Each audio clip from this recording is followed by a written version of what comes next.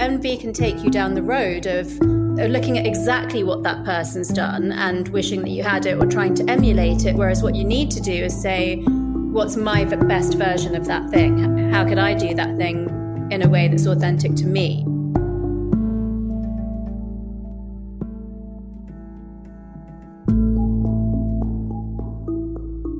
From To Be Magnetic, this is the Expanded Podcast with your host, Lacy Phillips.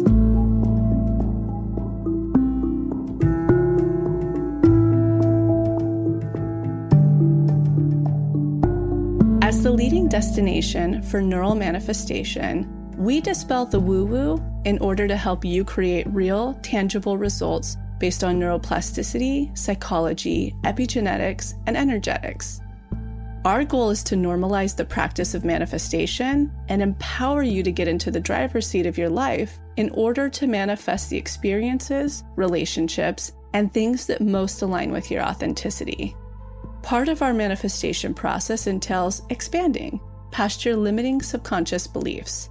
Therefore, by tuning into this podcast with interviews from experts, thought leaders, spiritual teachers, scientists, and those with neural manifestation success stories, you're starting the process of expanding your subconscious in order to see to believe that anything you desire is possible. And by pressing play, the process begins.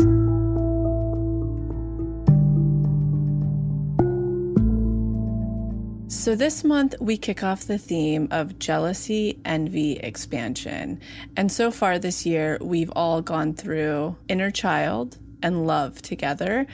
And each couple of months, we're going to break to give a very specific focus on the daily practice, which if you're not familiar with the pathway and To Be Magnetic work, we have our very own hypnosis process that helps you reprogram and achieve your neural manifestations, and that's called the daily practice. And so very specifically, we've created a brand new deep imagining, which is code for our hypnosis, which is titled Envy and Jealousy. This one comes up more than you would think or more than you pinpoint in your life, especially the envy piece. And as you'll hear us define inside of this episode, jealousy is when you're in fear of losing what you have. So say you're in a partnership and you're in fear of losing your partner. The triggered feeling you'll feel when they are around a new potential love interest or somebody that threatens you in any capacity, what's coming up for you in that moment is jealousy. However, envy is witnessing something that somebody else has, embodies, or is successful in that you want. Therefore, what we teach very deeply in this episode is that you're actually experiencing an expander. And as you've been learning through all of the explained episodes, integrating through jealousy or expanding through envy are such incredible roadmaps of how to get to your magnetism. Because you're literally, again, I think I'll keep saying this until I'm blue in the face, you're being mirrored with what needs to be unblocked directly with what you're calling in. Even if they look like they're not connected, they are. The universe always sends you the exact mirrors to show you, please unblock this. What you want is orbiting you right now. If you can unblock this and expand and pass tests and be in your worth, I can connect you with your manifestation. So that's why really digging into our practice, really getting into the habit of unblocking through the daily practice is so key. And that's our goal throughout this entire month, is building a true practice. If you have yet to experience the new daily practice, which has 7 videos going through and explaining all of the science and how it works, please watch that first. Don't let that daunt you and push you away. You can just go check out this new DI, but definitely get through the whole thing so you understand why this practice continually is so important in order to unblock those mirrors that are coming at you so that you can connect with what's actually orbiting you. So there are a couple of 2 little teachings that I really want to pinpoint as we go through this episode, as we go through this month, and we really nail down our daily practice habit. That's the whole point of this month, with a specific interest. It doesn't mean every time you go into do the daily practice, you have to focus on envy, jealousy, expansion. We're just really trying to build that habit together in community and inside the Pathway member group, where we can hold each other accountable, ask questions. We can certainly tune in inside there or on social media at To Be Magnetic to hear the coaches teaching new tools to go along with it. But the two things I want to bring to your attention, whenever you're feeling envy, at the very end of this episode, we give a great little roadmap and a link to an old blog article that will tell you so specifically how to navigate it and channel that energy into an expander so that you're literally creating space in your subconscious mind for your manifestations to come through. So that's one thing. The second thing I really want you to focus on when you're feeling jealousy, which is so normal. I've actually been feeling it quite a bit in the later parts of my pregnancy because of my hormones. There's a lot that will come up surrounding Max, which is really sweet. I've touched on this before. He's like, oh my gosh, I'm so flattered. It's like you think I'm a Casanova or something. And normally, typically not pregnant or not transitioning into this deeper vulnerability in our partnership, I tend to not have these types of feelings often. But one thing I really want you to focus on that's been so helpful for me, will be so helpful for you, and was helpful when I worked with clients, is when you're going through the daily practice, and you come to the journal prompts. We have 2 journal prompts inside of the new daily practice. We have the reprogramming prompts, which is really rooting in on the exact point where you picked up a limiting belief and healing the emotion associated with it inside hypnosis, which are deep imaginings. We also have the reinforcing prompts, and these are much more day-to-day. And one of the steps that this journal prompt asks you to do, it's step 3. It's called face. And what it asks is, what are the threats or fears? Write out and face the worst case scenario and how you could cope. And that is so powerful when you're working through jealousy, because it really allows you to see where your deepest threshold of strength actually lies and where your true safety lies. And we're not promoting jealousy here. A lot of this is integration. But what we are promoting is really starting to understand your autonomy and authenticity and magnetism in an effort to integrate in order to no longer have the triggers of jealousy come up for you in the way they did in the past, which usually comes through, in most cases, abandonment in childhood in some form or another, or neglect. So really, really focusing in on that reinforcing journal prompt section. Number 3, face. What are the threats or fears? Write out and face the worst case scenario and how you could cope. And when envy triggers, tune into the very end of this episode where we give you that exercise of how to navigate it. And go check out the brand new Deep Imagining in the daily practice, again titled Envy and Jealousy. All right, let's move into this explained. Welcome back to another Explained episode, which has quickly become your favorite segment of the entire podcast, Expanded. In Explained, Dr. Tara Swart joins my co-host Jessica Gill and I in deep diving on specific themes within manifestation, which all of you love because it's where we bridge our process of manifestation with neuroscience and psychology and the deep science that anchors it all together.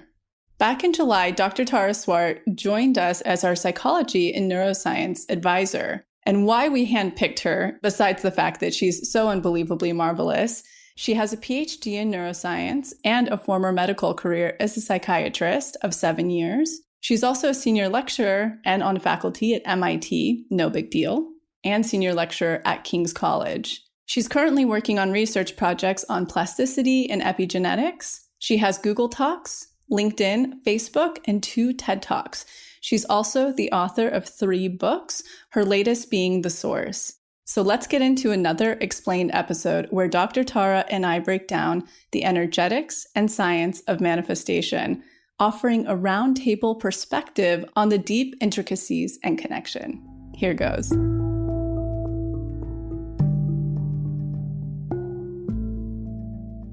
Welcome back to another episode of Explained. I am so excited for today's topic and theme with Lacy and Dr. Tara.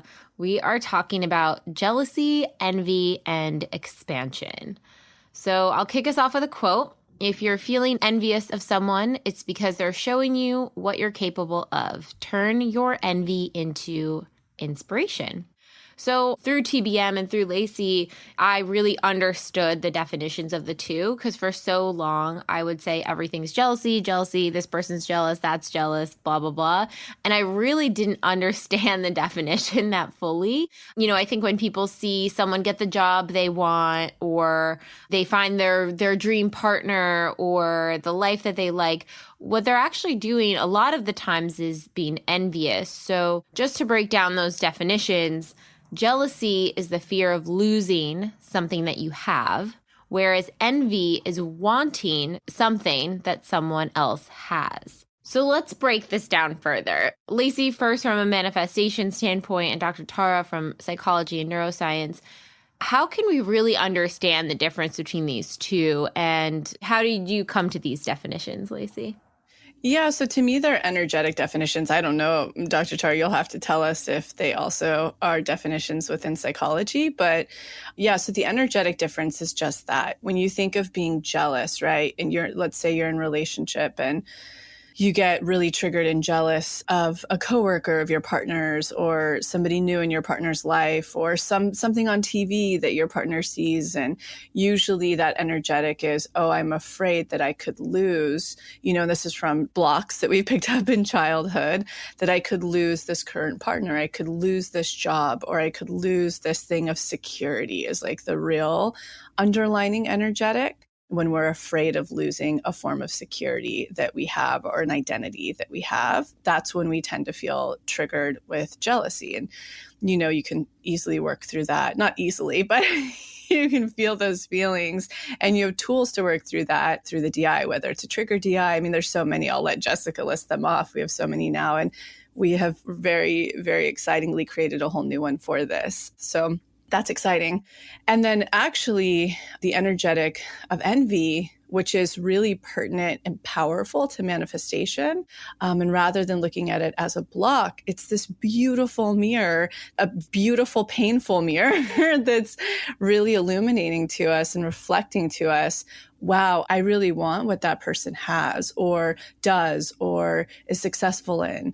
If I look back at the most envious experiences I've had in my life, it's always amazing to see in hindsight, once I got the energetics correct, meaning that if we start to look at this trigger that's coming up, which is envy, witnessing something that someone else has, is successful in, or the various things, if we look at that, and we feel the feelings of like, oh, I'm so envious that woman is so beautiful and she comes from so much wealth, and whatever it is, that might be triggering us. Or maybe it's that person on social media that is traveling 360 days of the year, and I'm stuck in, a corporate job that I don't want to be in. When I started to recognize the energetic again and felt my feelings of being triggered, but then started to reframe it and realize, wow, universe, you're totally presenting me with an expander who's showing me. Otherwise, this person wouldn't be coming into my field,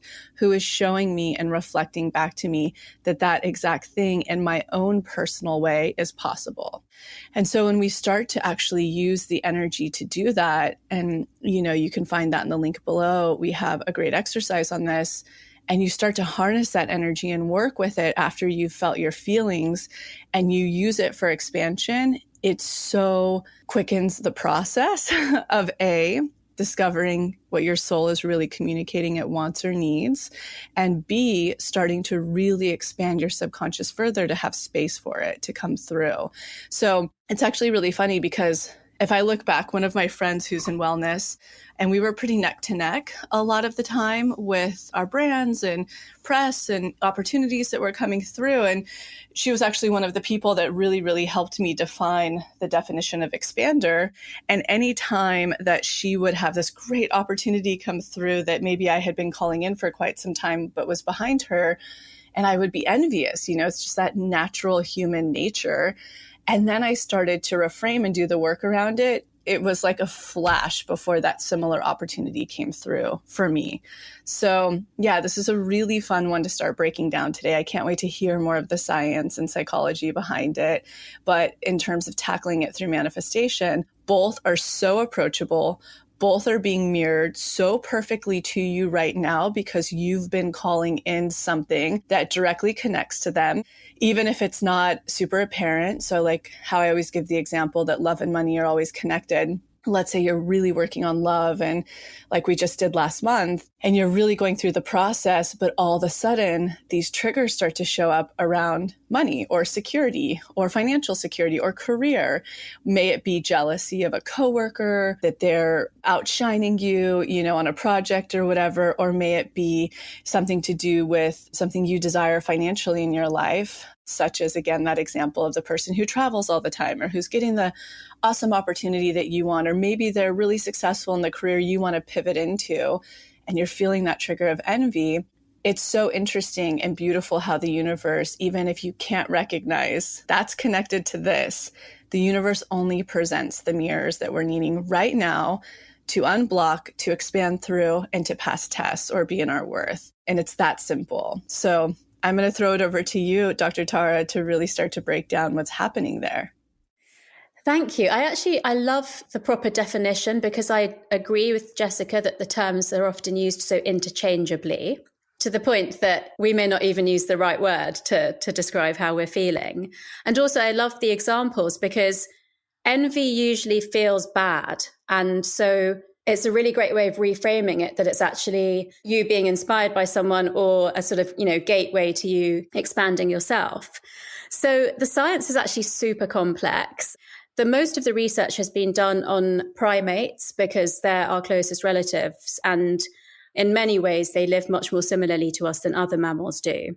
And so what research has shown in terms of jealousy in monkey brains is that it's associated with social pain in a certain pathway of the brain.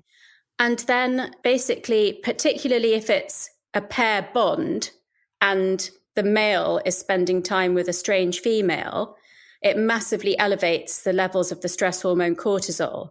If it's a jealous male, then it boosts levels of cortisol and testosterone because there'll be a more aggressive show of the jealousy than necessarily there would be in a female. And also the negative feeling that comes along with jealousy is of social rejection. So at the far end of the spectrum of human emotions, at the attachment end, we have love and trust. And where Lacy's given examples of people feeling that they may lose certain types of security, the biggest security that you can lose is love and trust and being part of a pair bond or a social group. So social rejection is super, super painful for us. And jealousy shows up as creating that feeling in our brain. In terms of envy, we do see that it plays out in a different pathway of the brain. So I think that's really interesting. It backs up what you've both said, which is that they are distinct things. And we see that love and envy are linked by the hormone that we've talked about before, oxytocin.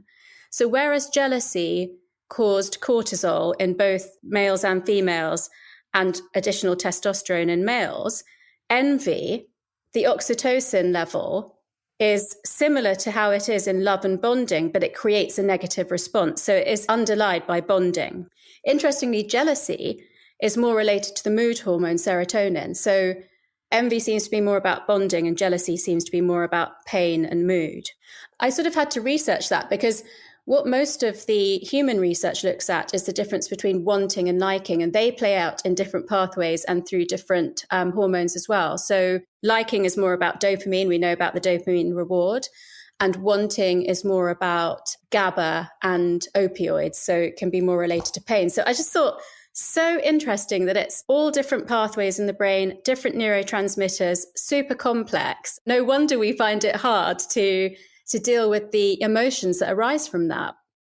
It's so interesting because just hearing that too, I'm sort of speculating that jealousy seems like such a survival-based emotion that helped us to not be rejected, to lose our spot within community. You know, it's almost like it wakes us up to action when those things start happening. So to me, I'm like, oh, of course people had that because they needed to feel a part of community or a unit or a pair, whatever that may be. Whereas as envy, I guess, as well, too, but not as clear cut as jealousy, where it's like creating the cortisol, it's creating the stress. It's really alerting your body, hey, something's not right here.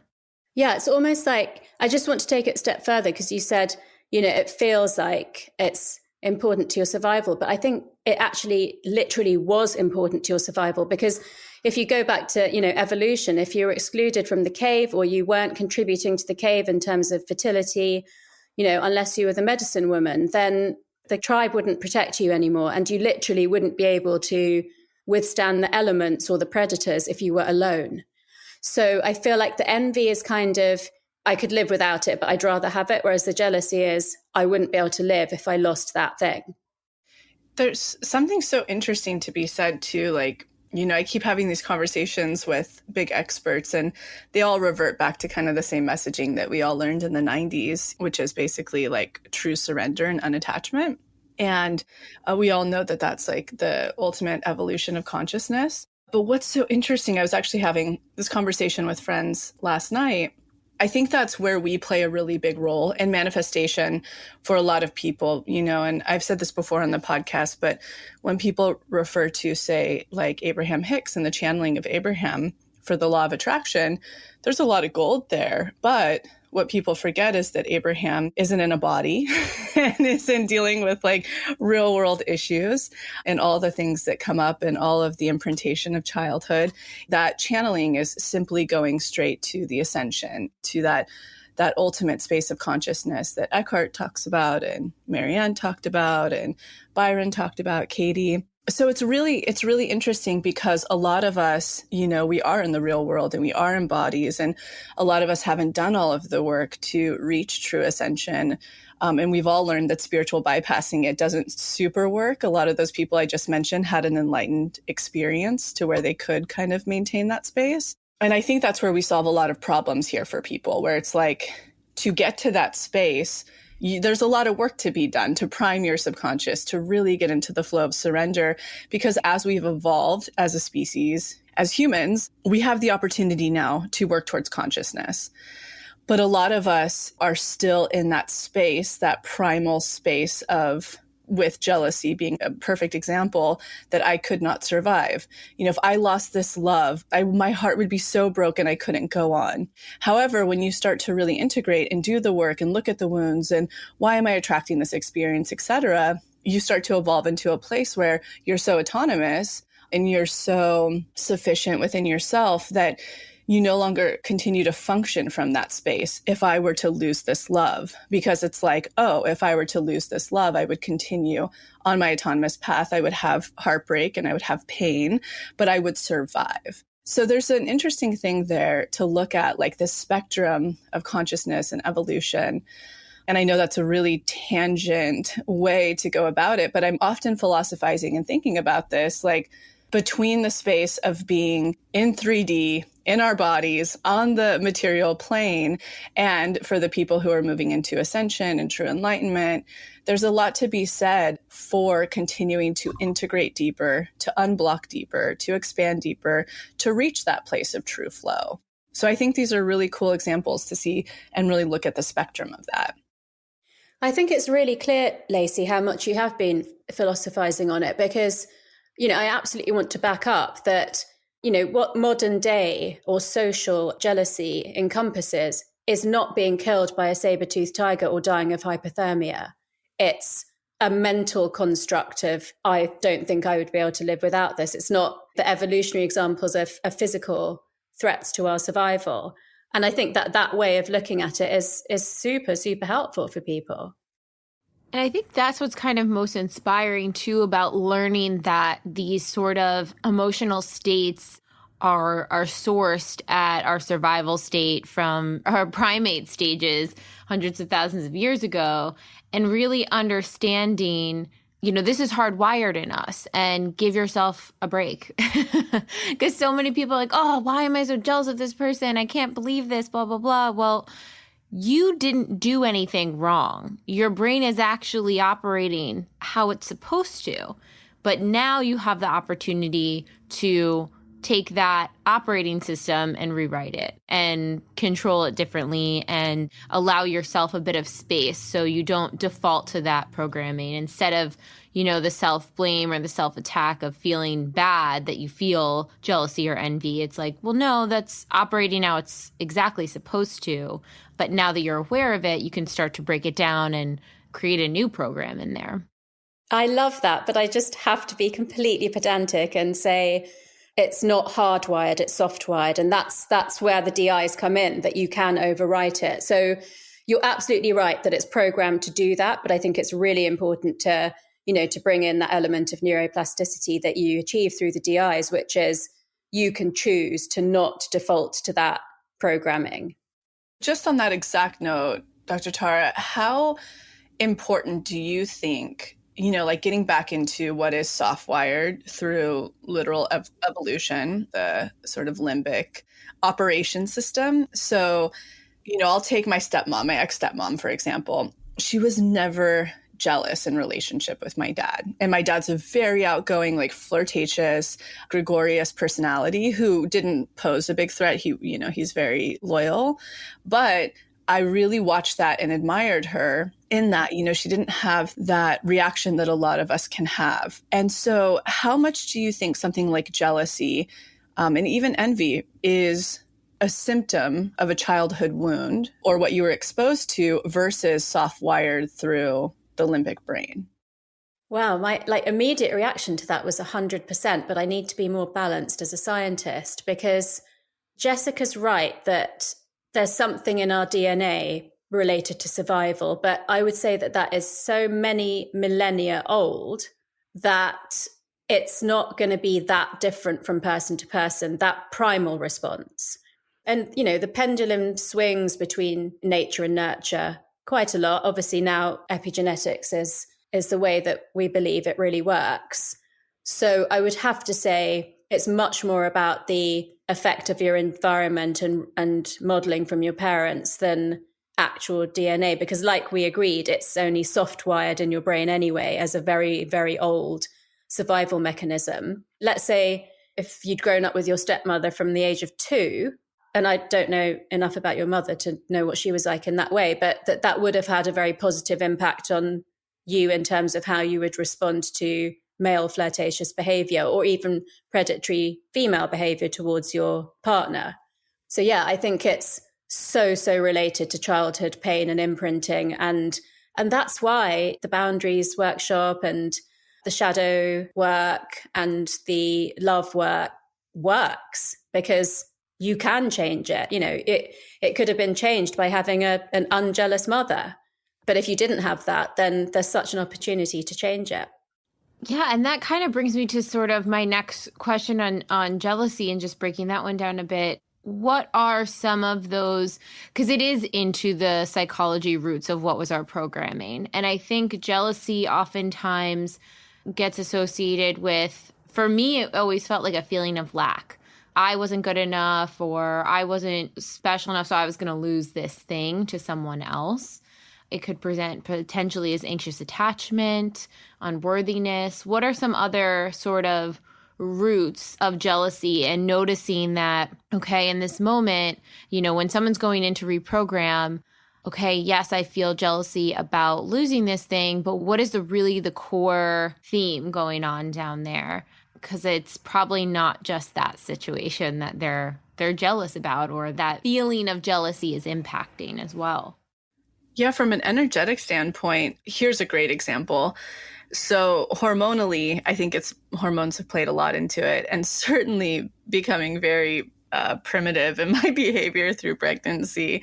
It's the funniest joke Max and I have, because often I'll be like, are you having an affair? Are you going to have an affair? Things I never, ever, ever would be like before. And Max is like, oh my God, I feel like such a Casanova. I love that, like, because his whole day is centered around like us or gardening or, working at his job. He's like, I love that you even think I can find the time for that. Like, he feels so flattered by it.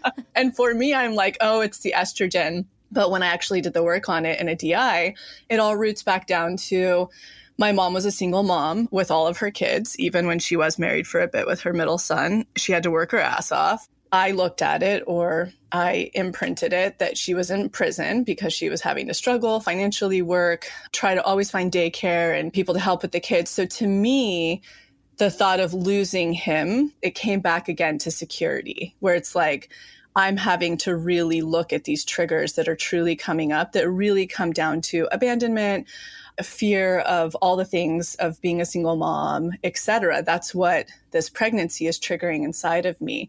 So in a way, sure, I'm sure estrogen, as it does for a lot of us while we're, having PMS and we feel like we're really worthless and unworthy, that week before your cycle, if things are out of whack. Yes, that's playing a part. But in fact, the overarching thing that's really going on are some childhood wounds for me. Yeah, I mean, I think it's so important to remember the correlation between hormones and emotions. They're always perfectly correlated. So when you're experiencing an emotion, it could be inducing a hormonal change in you, like the research that I shared about the primates, or when you've got hormonal changes going on in your body, whether it's in your monthly cycle or during an event like pregnancy or menopause, that will bring up the emotions that match in your memory for feeling like that. So it's absolutely classic that women, who didn't have the family childhood structure that you did, will become much more affectionate, maybe even a bit clingy, because it's your job at that time to make sure that the family unit stays together, because that ensures the survival of your child. But the fact that for you, it brings up a specific set of memories and emotions is, there's a spectrum available for people on that. So people will rationalize that in a different way, but have the same feelings that you have.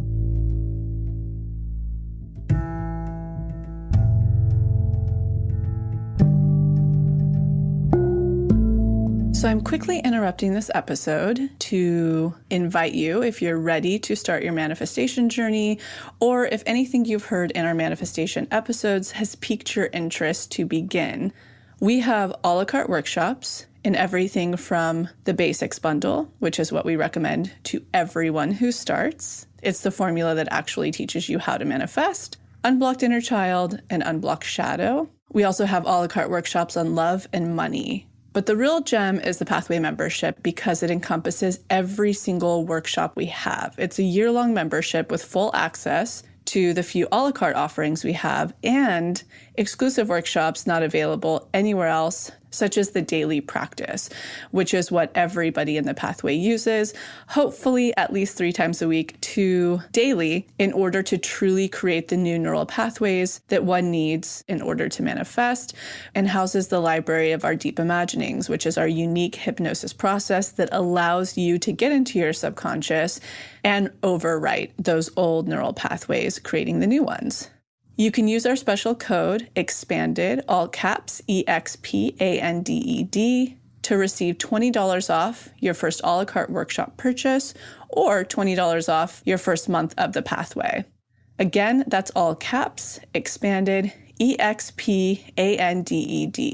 Okay, now back to the episode.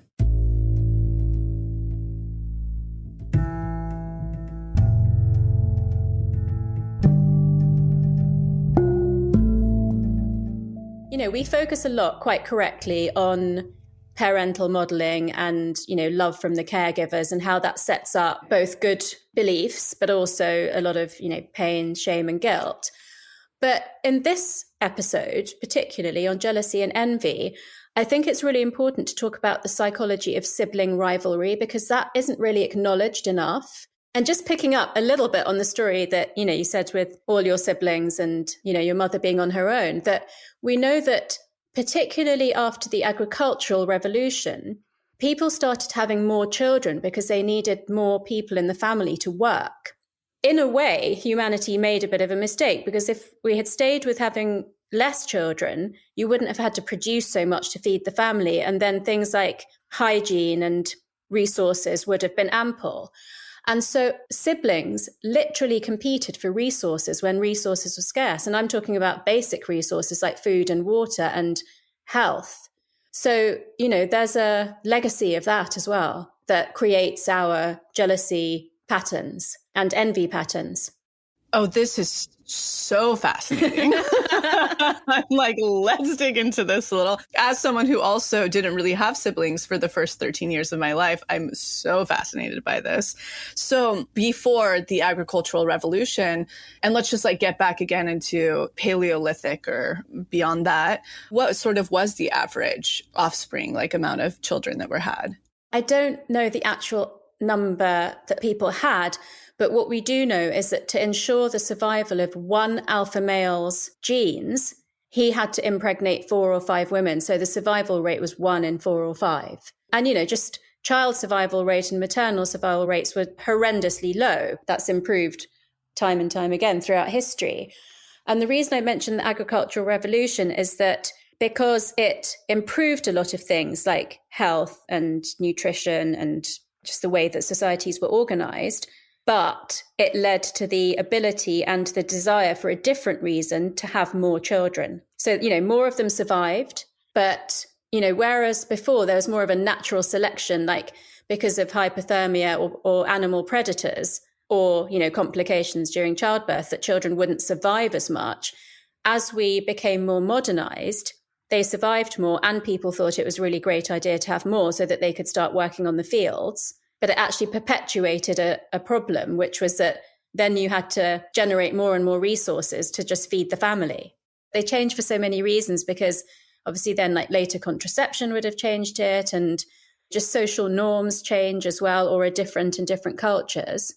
But there was a definite decision in the modern society around the agricultural revolution that having more children was a good thing.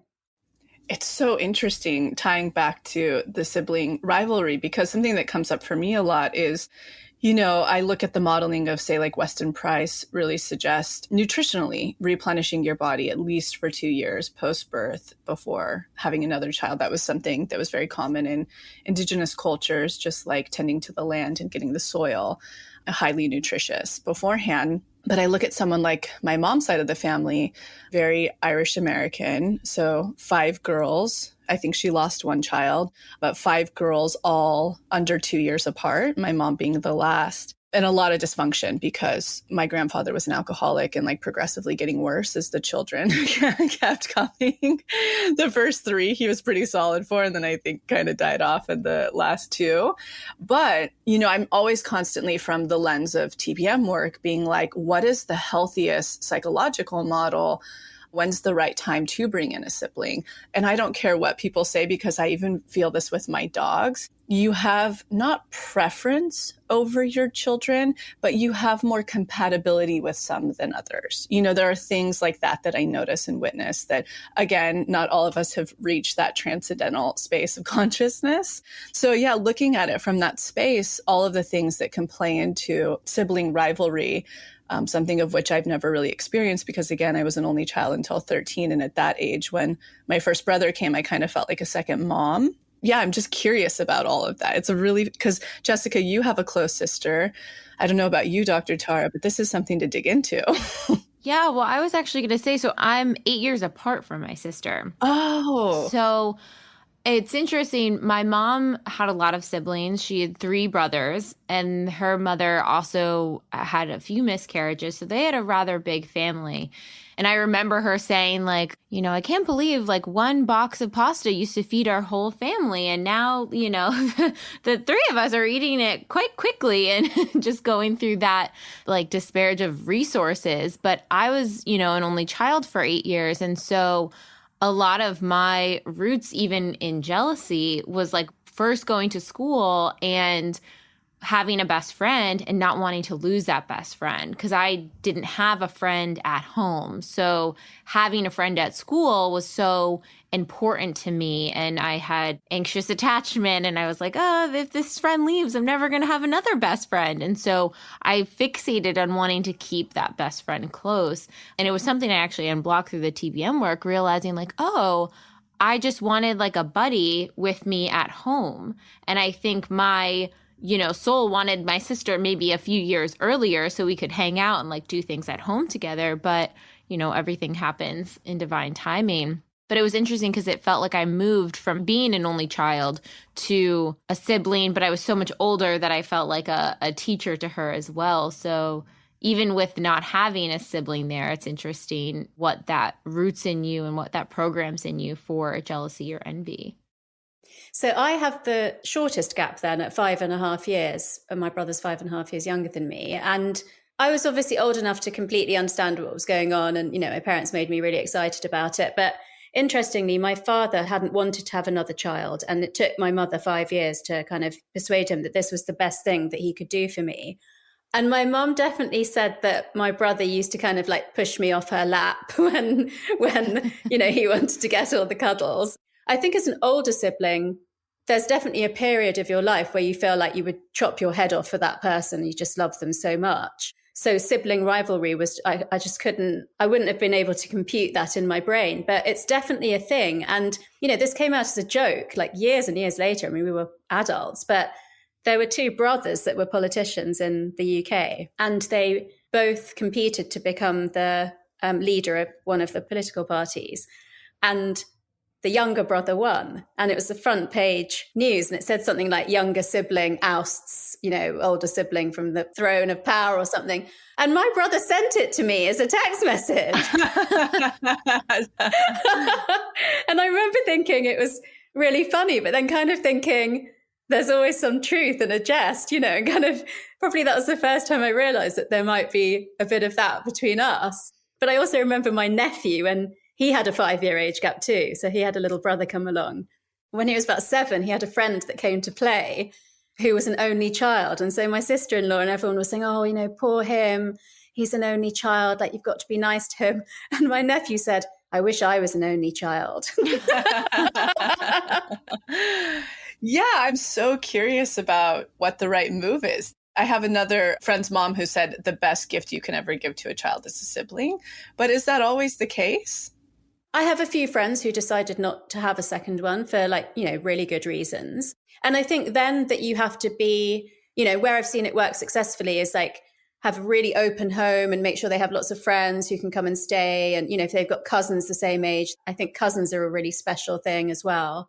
So I think, you're right, Lacy, that there are some physical factors, but it's how you deal with it, isn't it? It's what you make of it that's so important. I'm also curious too, this might be a quick tangent, but Daniel's a twin, and they have lots of competition between the two. They're very similar in their interests and very dissimilar in a lot of other ways. But when their interests overlaps, it also causes them to sort of go for the same jobs or want to live in the same city, and then that built-in competition's there. So any insight on twin jealousy? It must be more intense. The funny thing about twins is that there is technically an older one, although you could absolutely argue that that doesn't count at all. And I'm not sure if it's always the older one in, quote marks, but there's definitely a dominant twin. And apparently this is a bit of an issue. I only found out about it quite recently because I have some friends who are twins. And I said to one of them, is she older? And she said, yes, but she looked at me really quizzically and said, 9 minutes. I mean, that's not an explanation for anything. So I think, there's a special kind of, I'm sure, huge, closeness, perhaps, even if they're not identical, more than just normal siblings. But I think probably a bigger sibling rivalry as well. If that had happened in times before there was proper health and hygiene. So there's two things. One is that twins do compete for resources in the womb. So there's often a smaller twin. And by the time they grow enough to be filling up the space, there's often the smaller one has scoliosis of the spine. So they end up shorter in real life as well, even if they're identical twins. And then even if you think about like animals that have, litters of two or just twins in times where resources were scarce, they would absolutely have competed for resources and possibly to the extent that the smaller one would have died. So that's probably why there's a thing. Interesting. Oh boy, I have to relay the information back to them. You're like, so Daniel, which one of you were the runt? No, I'm kidding. Who was a little bit taller and who was a little bit older? Oh, very interesting. And then let's kind of pivot to envy a bit. So being envious of that your friend found their person, that someone had a huge career win, someone has a lifestyle you desire. And what is sort of some of the roots of that envy? Is that all of our shadow? Is that just needing expansion? Like, what are some of those roots that are playing out there? I'll let you go, Dr. Tara, because I feel like the science there is, just like simple psychology. It just seems that it combats so much inside of us. As we've defined it, it's somebody else having something that you would like. And I think it's hugely to do with mindset, because it's not as survival as everything else that we've discussed to this point. It's more about my life would be better rather than my life would be over. And so therein lies the choice. And it comes back to everything that, we've all said, which is some primal responses, some of the imprinting that you've had in childhood, and some of your ability to overwrite it with neuroplasticity, depending on how much personal development work you've done. That's where, I feel it's all about an abundant mindset rather than a scarcity mindset. Because let's say I look at you, Jessica, and think, okay, she lives in California. I really wish I lived in California. Well, it doesn't make any difference that you live there. That doesn't mean that I can't live there. And that's a very, very simplistic example. But maybe a better one is that somebody started up their own business and I'm stuck in a salaried job and I wish I have this dream to start up my own business. It may be a little bit more nuanced there about how competitive that field is, whether there really are enough resources for everyone. But, your belief in yourself, your decision to see that person as an expander creates resources for yourself. Your belief that you won't be able to do it and that the fact that she's got it means you have less chance means, it won't succeed. So as much as the power of our thoughts and our beliefs contribute to that, we're responsible for changing those. Yeah, and on an energetic level, let's take the example of the person on Instagram who you see and they're traveling 360 days of the year, or some other version of Instagram that's triggering you as it does probably on a daily basis for this exact energetic of envy. You wouldn't have that triggered feeling. This is so key in spotting why it's an expander of yours if you didn't identify with them. So plenty of people are vanners on Instagram or traveling 360 days of the year, and not all of them trigger you. But when that one particular person does, it's because there's something about them that you identify with. And as we know about expanders, it's so pertinent that you identify with where they were and now where they've gone. That's how you know you found an expander. When you're feeling that trigger of envy, it's because you identify with them. So it's literally the universe being like, here's a gift. Here's an expander, just remembering that plenty of people are getting probably the promotion or career win that person has received, and they don't trigger you. It does with that person. So that's a really, really key thing of this reframing process, and also being so grateful to be triggered in this way, because especially for the people that ever write in and they're like, I can't find expanders and I live in a small town and X, Y, and Z. And it's like, just get on Instagram. You'll start to find some expanders. Yeah. Or TikTok or Clubhouse or whatever the thing is right now. Well, and I think that's so interesting too, because I think when a lot of times, especially if you're very triggered by, the person, or you're very envious, let's say, by the person, and let's say you have low self-confidence or you feel unworthy, you don't see how they are highlighting a part of you. And that's where that shadow work comes in, because you're not recognizing that they are showing you a part of you that's already in you. And that's kind of the exciting part, because you're like, oh, this person is so much better. There's so much better life, this, that. They have all these things, check all the boxes. And you don't recognize, like, it's only bothering you because you're suppressing those parts that you could shine about yourself. And you're capable of the same thing. Exactly. All the way.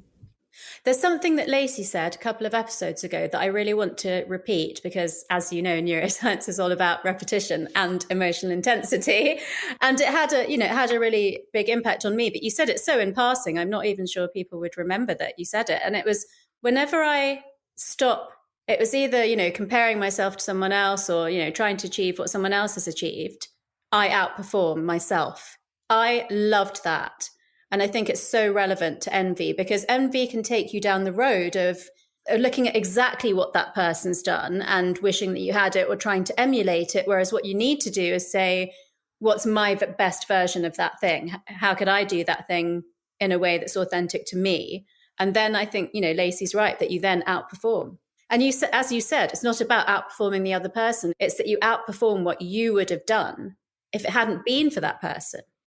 Yeah, and that's a key thing, in the blog post that we have on envy from the past that I wrote years ago, like journaling and breaking down the experience. First is feeling your feelings, and then you start to go through this sort of journaling process and going back to the person maybe who's traveling and you're seeing that and you're not in that current opportunity, having you go through this work. You're looking at it and you're going, what is my soul desiring about that traveling?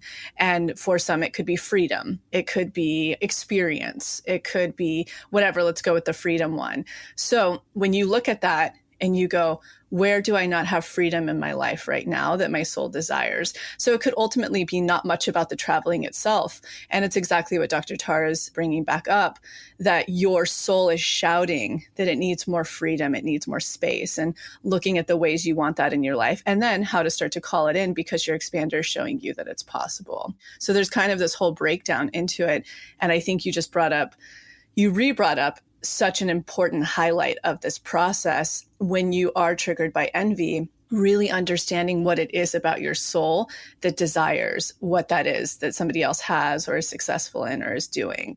Because that's where you're going to find the fast track, just like Dr. Tara said, to outperform it, to get it quicker, to have your best version of whatever that is. Do you guys, in sort of like a round table format, do you guys have an example of someone that you felt envious with that you turned into expansion? I'll take one of them. So there's this one woman that I was very triggered by a couple of years ago. She hit on every primal thing that I think most people struggle with. She's so stunningly beautiful. She was working on such cool abstract projects, and she comes from like tremendous wealth. So she had what society deems as being a lot of the things that a lot of us are programmed to chase after. And so when I started to do the work on the envy around her, I realized, and it's really what helped me find more of my authentic code. So it was like, I desire the freedom financially to have luxury and quality and do what I love. And I desire her ability to have total freedom of her life. So she doesn't have to do a job just for survival or et cetera. She has all of this space to create in the way she wants. And that's back when I was acting.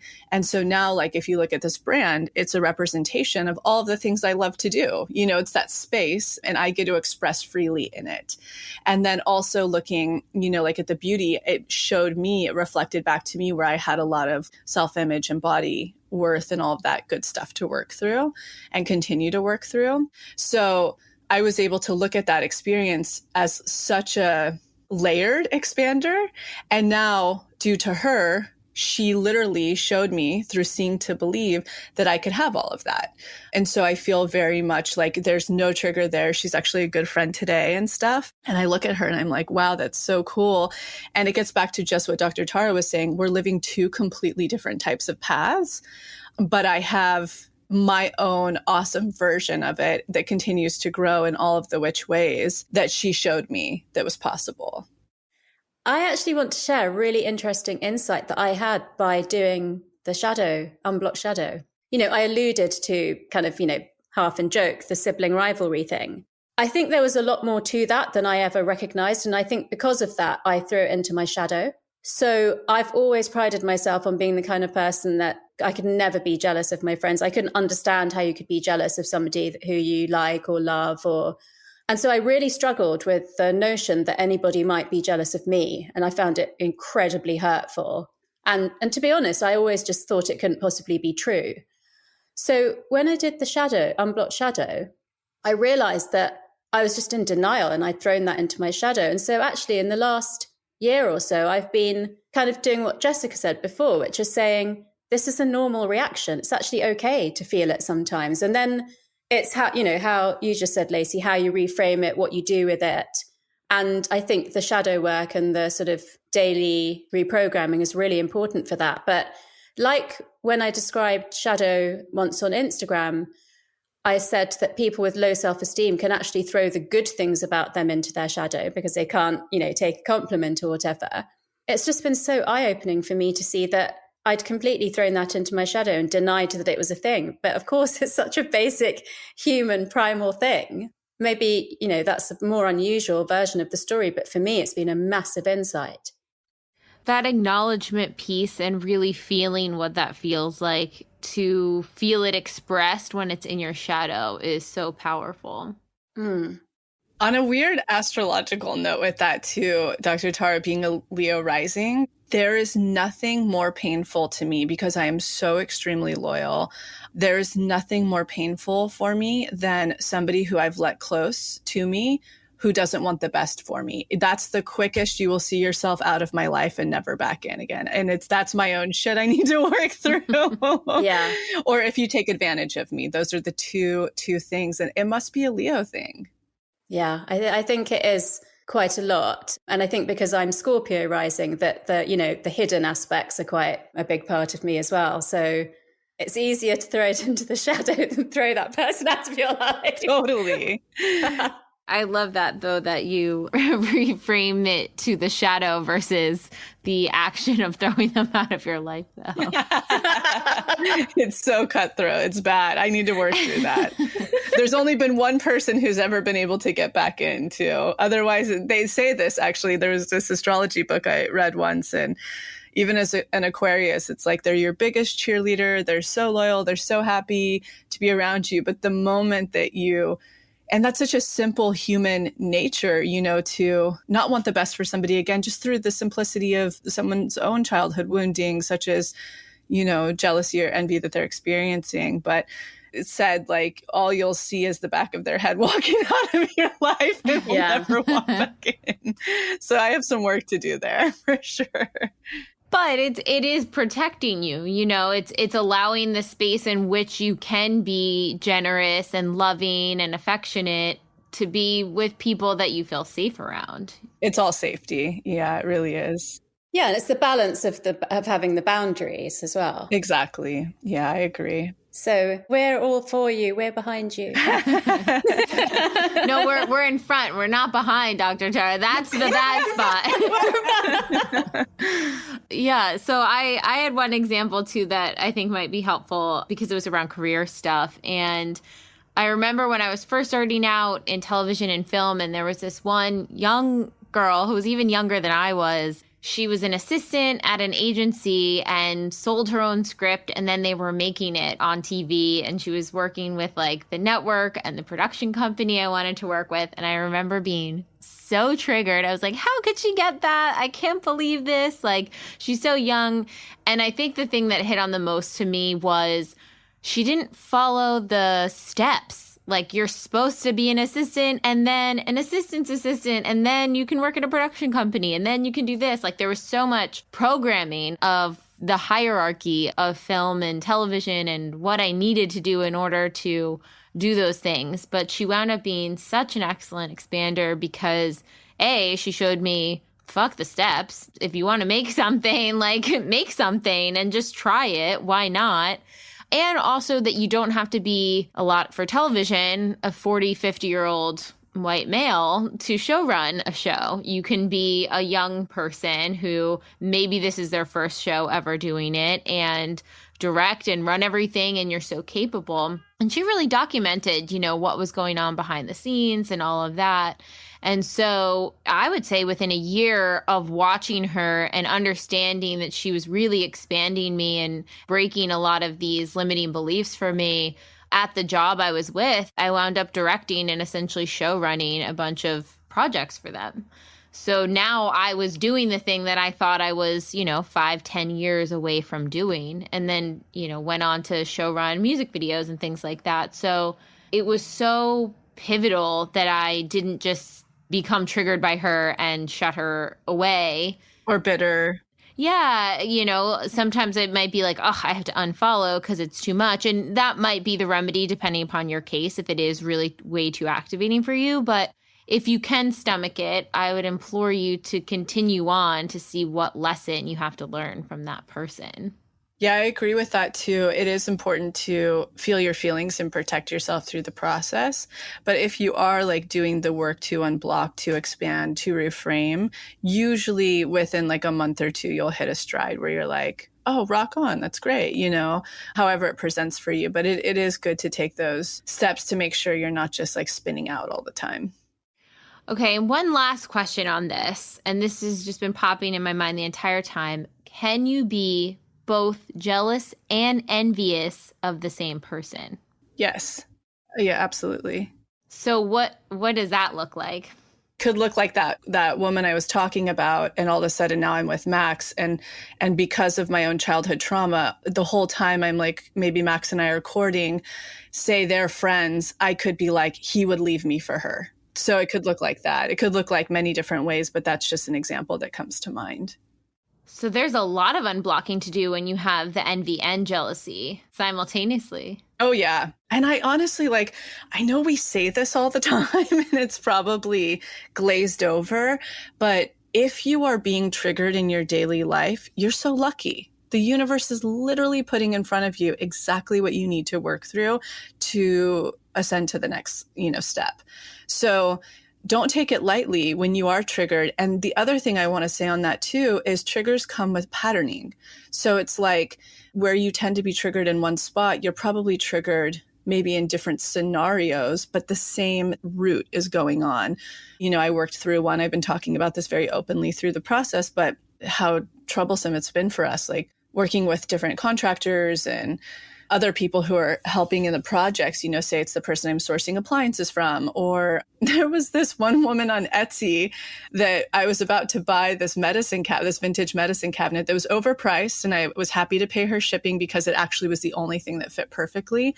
And she called us and she was so rude to us. And Max just said, you just lost a sale.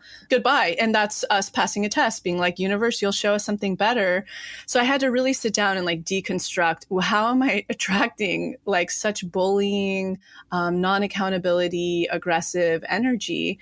And looking at all of that, when you get down to the full patterning, at the very bottom, it's because the same way I was a doormat in relationships or money, I had been not following this process in an effort to get this project done sooner because there's all of these X, Y, and Z exterior reasons.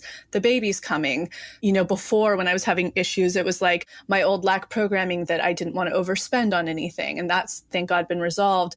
And the third being that I just have to deal with this. This is how it is. And I have one expander, Sydney, who was on our podcast, who had the most excellent experience building her house out in Maine that she totally manifested from scratch, that she was if anybody hasn't listened to that process episode, she was very transparent in how she found the financing and everything to do that.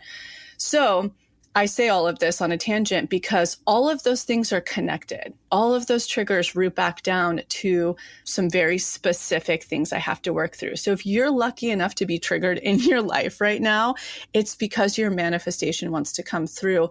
Use the energy, do the daily practice. It is so lucky to have that blueprint. Yeah, I think that's really exciting and empowering, and I can't wait to dive into. I almost want to go on Instagram now and see who triggers me so I can start my homework. You're like, wow, I'm going to Europe in a few weeks from all the stuff you're seeing. Oh my gosh. Well, one little closing exercise that people can do at home, and we have this in the Envy blog post, which we'll link as well. But like Lacy said, start writing out the reasons you're feeling envious of a person. What is making you feel so bad? The first answer might not be your root, so keep digging. What do they have that you want? And list out the reasons why you feel you can't achieve them or have these blocks. We will link this in the show notes as well. And then take it through a DI.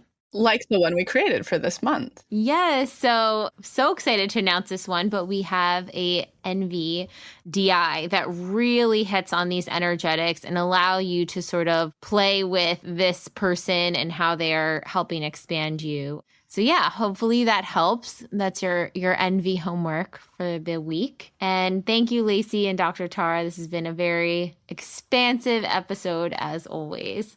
Thank you, Jessica. You're so good at breaking things down for us. It's amazing. Yeah. Happy to help. Happy to help. All right. Thanks, everyone. See you next week. Thank you. Bye. Bye, everyone.